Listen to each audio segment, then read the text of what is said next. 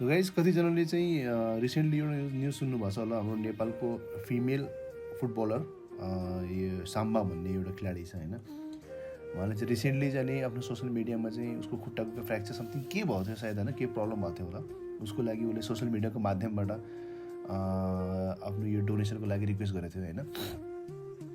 अनि त्यहाँ भनौँ न यो टप दिने मान्छेको लिस्ट अरू इन्डिभिजुअल कतिजनाले पनि पैसा दियो होला यसमा दिएको हो।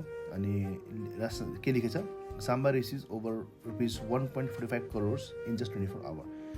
मैले भन्न खोजेँ यो मेरो यो भिडियो सर्ट भिडियो बनाउनुको रिजन के छ भन्दाखेरि हाम्रो देशको नेसनल प्लेयरको स्थिति यस्तो छ कि उसले आफ्नो कुनै पनि प्रब्लम समस्या भयो भने अब उसले चाहिँ यति क्षमता छैन कि उसले चाहिँ आफ्नो ट्रिटमेन्ट गर्न सकोस् होइन।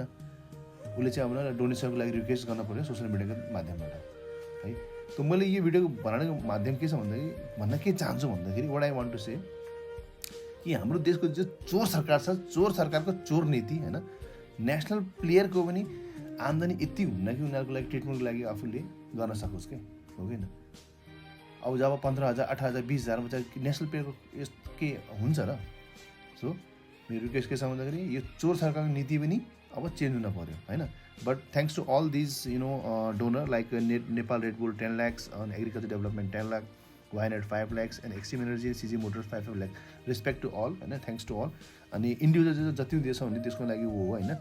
अब त्यही हो भन्न खास मैले भन्न खोजेको कि जस्ट नेसनल प्लेयरको पनि होइन, प्लेयर भनेको त यहाँ देशको एउटा खेलाडी हो नि त, देशको लागि लड्ने हो नि त, उनीहरूको तलब पनि बढाउनु पऱ्यो।